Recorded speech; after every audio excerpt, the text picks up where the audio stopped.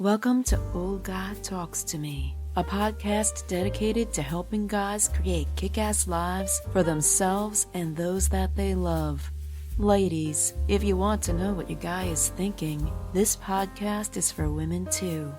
Each week, a special guest helps you create that life you've imagined. We talk anti-aging medicine, personal growth, relationships and hot sex. Yeah, you hear me, getting laid more frequently. Other guy vices, and topics that many don't want to talk about but need to. Just because you're getting older doesn't mean you have to be old. Don't want to miss anything?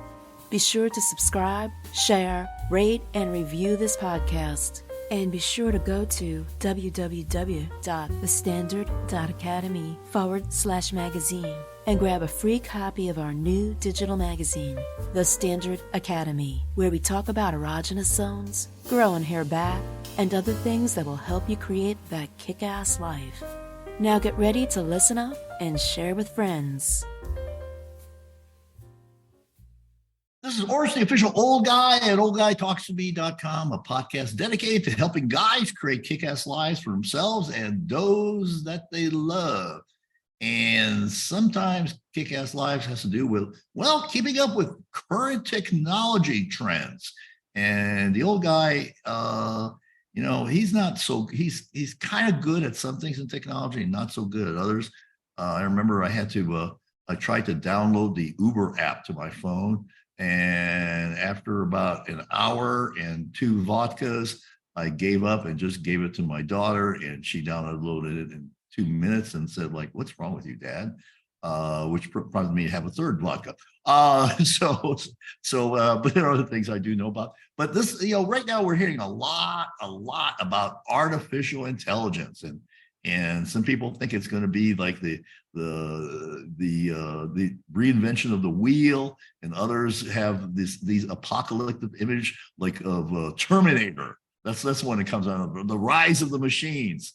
And so there's got to be, are both those things true at the same time, or are we being overly paranoid, overly cautious, or what the hell is going on? And today I've got with me an expert in that area, John Pretto, who's a native of Nevada and has been a prominent figure in the technology sphere for over 30 years.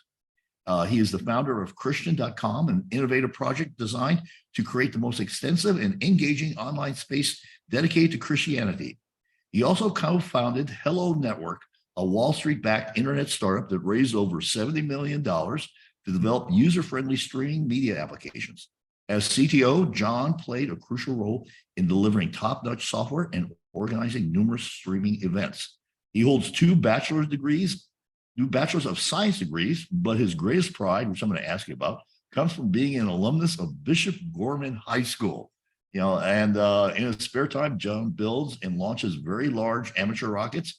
He is a professional football player and has one son, Gianni. So welcome to Old Guy Talks to Me, John. I'm an old guy, Orist. I'm happy to be here. I fit right in. Perfect. So I'm a little bit perplexed, okay, or puzzled here, because you've got a lot of achievements So what's the deal about at some point you got to stop reliving your high school laurels. I mean, really, dude. I mean, how old are you? Let me ask you that. 60. 60. Okay, I'm 71. Yeah. I stopped thinking about high school. Well, actually, the day I graduated from high school. That's not true. I wrote that for Joe's event because I knew there would be a bunch of Gorman people in the audience. Oh, okay. All right. Yeah. Okay. So I heard John speak at an event, the luncheon that I go to, monthly luncheon here, and so I was kind of like, okay, well, I mean, Bishop Gorman's, it's a great school. I went to a Jesuit high school in Phoenix called Brophy, but that would not be. I would not list it as my greatest pride, especially those are the days before there was such a thing as a participation trophy, and when you they put your on the bulletin board at the end of the year, they put your class rank. Oh, yeah, and I know factually that I was 167 out of 169. High school academic prowess was not something that I exhibited at that point. And but eventually I recovered it, actually learned how to study it. So at one point in my life. Yeah. So John, so let's talk about artificial intelligence. Could you give our audience a kind of a basic understanding about what is artificial intelligence? And I'm going to toss in another thing here. What is machine learning, and how are the two similar and how are the two different? So I have a slide that I show on this when I'm speaking, and I'm speaking a lot now on AI. I've been in the technology business for 30 years. We actually studied neural networks in the late 80s. And so we just didn't have the computing power that you need in order to have efficient neural networks like we have today. And so there's this subset of AI. AI has been popular because it's been in the media, in movies, and it's been talked about and worked on since the 50s. So it's been around for 70 years. Turing is famous for writing a paper called the Turing test, where if you cannot differentiate that you're talking to a machine, it will have passed the Turing test. Mm-hmm. And so a lot of what you're hearing today, ChatGPT and Bard, all these applications fall under the machine learning. I use a Venn diagram to show people how this works, because machine learning is a subset of AI. And then what we have here today is narrow AI. So ChatGPT is narrow AI, and we all aspire to get to general artificial intelligence, or AGI, artificial general intelligence, where the machine will have general knowledge across the board. And that's when the computers become equal or even greater, smarter than humanity. And we figure that's about 10 years away from today. And so you've got the subset of machine learning, narrow AI, ChatGPT, these applications that we're seeing, whether it's DALL-E, which comes from OpenAI, which is a text to image application, Midjourney is another big one, or various. So let's take a step back here. What's OpenAI? What's OpenAI? So OpenAI is a company that was founded in 2015. Interestingly enough, by Elon Musk and a few other fellows, and their goal was to not let this technology get in the hands of the big technology companies.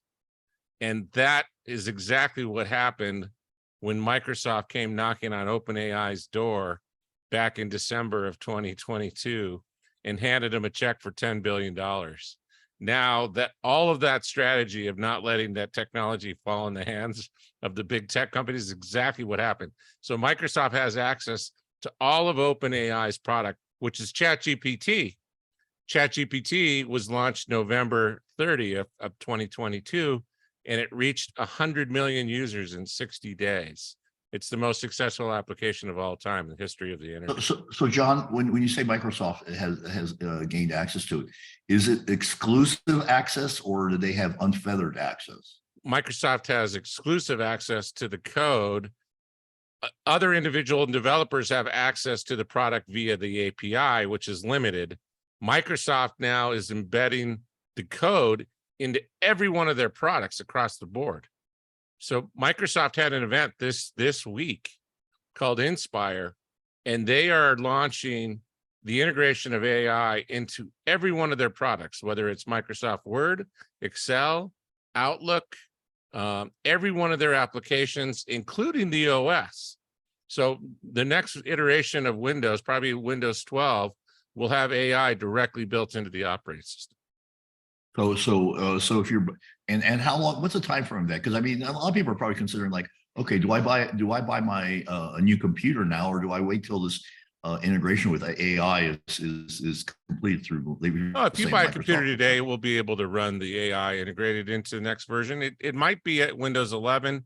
I think that integration into Windows will happen next year. Whether it's the next iteration of Windows 11 or whether it's Windows 12, it's yet to be seen. They could do both.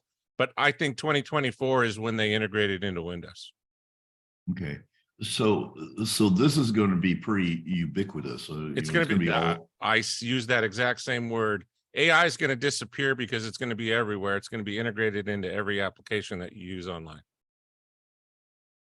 So now, okay, so I guess I'm going to say it. Say it incorrect. Obviously, you'll correct me if I'm wrong. You mentioned two open AI systems, so ChatGPT and Bard.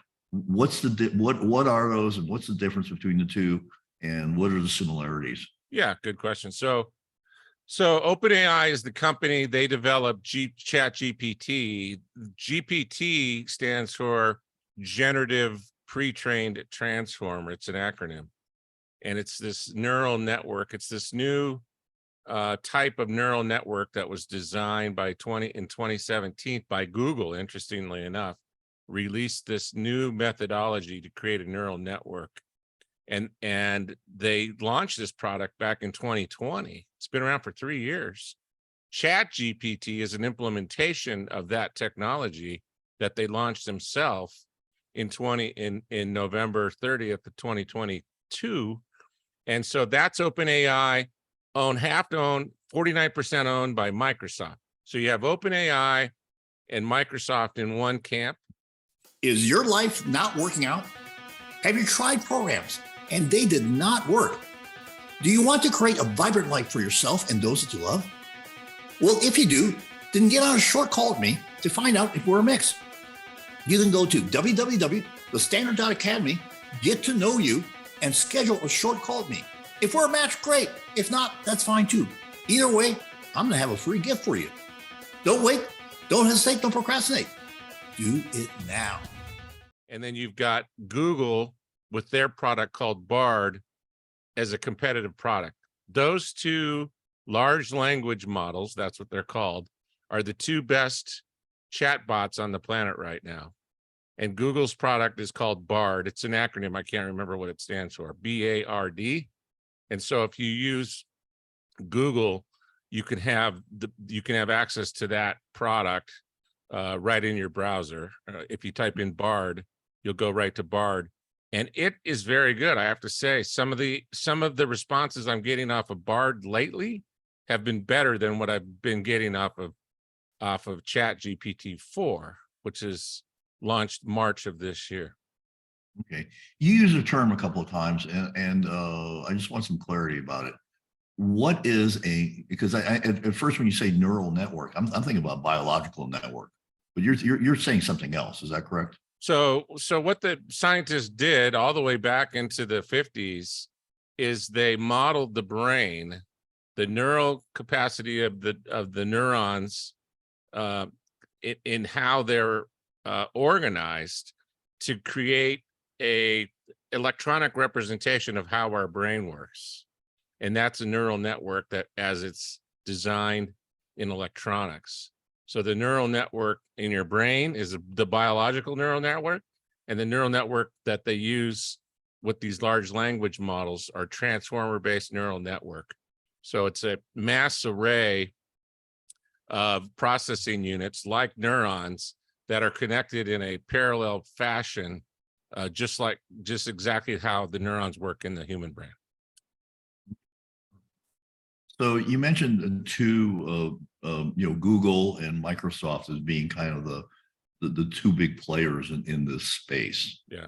How is data put into, or is it put into? How do these artificial intelligence systems acquire data to deal with things? It's a great question. And so OpenAI, starting in 2015, went out and tried to scrape all of the data off the internet they could. The same method that Google used to create a massive index of websites, which are web crawlers, is exactly what OpenAI has done over the past 7 years, is go out and try to scrape every web page they could and build a giant database with that information. And so that's what they've been doing for the last 7 years. Google already had that information, and then Microsoft already had it because they had the Bing search engine. So both of those big search engine companies had access to these giant models of all the information that's been found on the internet, and then any books that they could get their hands on. All that information's been acquired by Microsoft and Google over the last 20 years. And then they've taken all that data and created what's called in the AI business as a model. And so it's not like a giant database. And what GPT and BARD does is not a database lookup. It's not a database lookup. They're actually generating what they think is going to be the next word in a sentence. And so hence G, which is generative.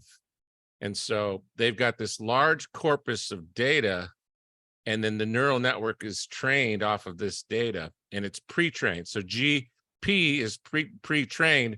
That data has been trained by a combination of automatic electronic methodologies and human feedback into the model to create the predefined model that's built into GPT. Okay. So we have this a generative capacity. One of the things that always concerns me, especially now these days, when you do, let's say, a Google search on something, is that Google has a bias in their search. Sure. And I mean, you can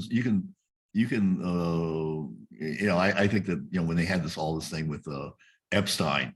Yep. And and you Google Bill Clinton with Epstein pictures. Sure. And nothing would show up. Right. And there's a ton of them out there. Yeah. And other things like that. So how do we guard ourselves? And I'm going to use the word woke. There's people are talking about artificial intelligence being programmed woke yes. in a lot of different areas. How do we get around that? So this is a very complex question that you're asking, and has very many tentacles into no good answer, actually. And so not only might be Google and Bing have biases, but also the large language models also have biases. So OpenAI, the founders of OpenAI are very left-wing. And so when they launched early iterations of the application, they were very left-leaning. If you typed anything versus Trump versus Biden, you got two completely different corpuses of information, left-leaning, I might say. They're getting better. I've watched these over the last 6 months get better and leaning more towards the middle than the left. But it is a gigantic issue, and the companies are trying to be as objective as they possibly can. And the people that are using when you use ChatGPT as a human, there's an up and a down thumb on each one of the replies. And if you hit up or down, that feeds that information back into their model. So the 150,000 people, the 150 million people that are using GPT right now are help refining this application move forward. But to be completely objective, I don't think you ever get there. You're going to be sliding across that spectrum. It's just the way it's going to work. I don't know if you could ever reach pure objectivity. And that's kind of our goal with Christian.com, is to be as objective as possible with that platform. But it is a giant issue, and it's talked about every day on the news. Yeah, I mean, depends on where you fall. I mean, I fall on the more